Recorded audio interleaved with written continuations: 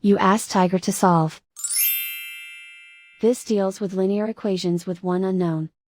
The final result is x equals -4. Let's solve it step by step.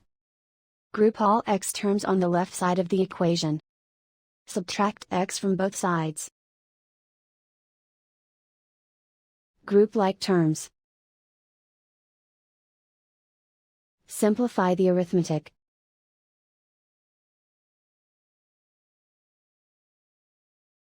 Group all constants on the right side of the equation.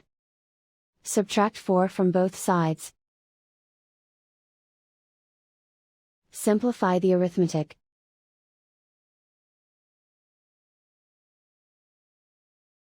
And so the final result is x equals -4.